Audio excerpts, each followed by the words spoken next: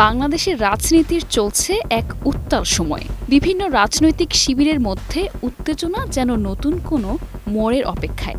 এমন প্রেক্ষাপটে হঠাৎ আলোচনায় দেশের সাবেক রাষ্ট্রপতি মোহাম্মদ আব্দুল হামিদ। দেশের রাজনৈতিক দ্বন্দ্বের সুযোগে চুপিসারে মধ্যরাতে থাইল্যান্ডের পথে রওনা হন সাবেক রাষ্ট্রপতি আব্দুল হামিদ।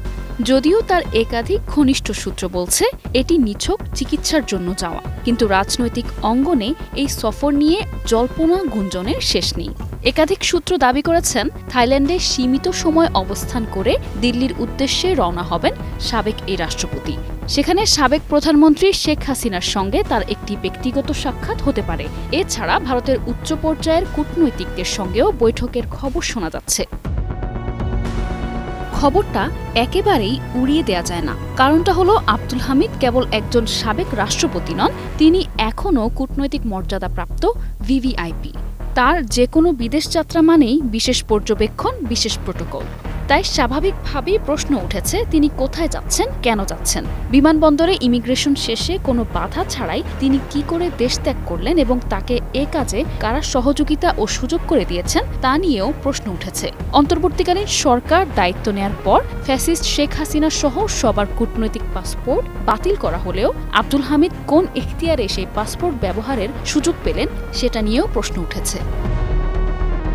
অনুসন্ধানে জানা গেছে সরকারের সর্বোচ্চ মহলকে অন্ধকারে রেখে সাবেক রাষ্ট্রপতি আব্দুল হামিদকে বিদেশে যেতে দেয়া হয়েছে। পুলিশের বিশেষ শাখার এসবি প্রধান এ ব্যাপারে অবহিত হওয়া সত্ত্বেও তিনি পুলিশের আইজি কিংবা স্বরাষ্ট্র মন্ত্রণালয়ের উপদেষ্টাকে কিছুই জানাননি। এমনকি জাতীয় নিরাপত্তা গোয়েন্দা সংস্থা এনএসআই থেকে আব্দুল হামিদকে ছাড়পত্র দেয়া হলেও সংস্থাটির মহাপরিচালককে এ বিষয়ে কিছুই জানানো হয়নি। এদিকে একটি সূত্রে জানা গেছে সামরিক গোয়েন্দা সংস্থা ডিজিএফআই বিষয়টি সম্পর্কে অবগত ছিল এবং তাদের পক্ষ থেকেও ছাড়পত্র দেয়া হয়। সূত্র জানায় সাবেক রাষ্ট্রপতি আব্দুল হামিদের দেশত্যাগ বা পালানোর ঘটনায় সরকারের ভয়াবহ গোয়েন্দা ব্যর্থতা ধরা পড়েছে।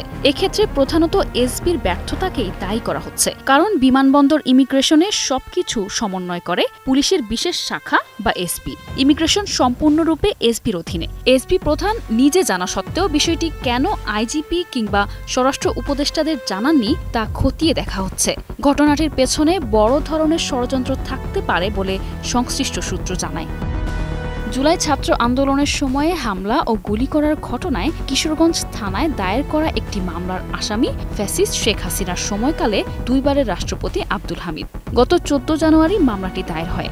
মামলায় শেখ হাসিনা ও তার বোন শেখ রেহানা, ছেলে সজীব ওয়াজেদ জয় ও মেয়ে সাইমা ওয়াজেদ সহ 124 জনকে আসামি করা হয়। এরকম একটি খুনের মামলার আসামি হয়েও আব্দুল হামিদ কিভাবে বিমানবন্দর দিয়ে ইমিগ্রেশন করে বিদেশে গেলেন তা সরকারকে বিব্রতকর অবস্থায় ফেলে দিয়েছে।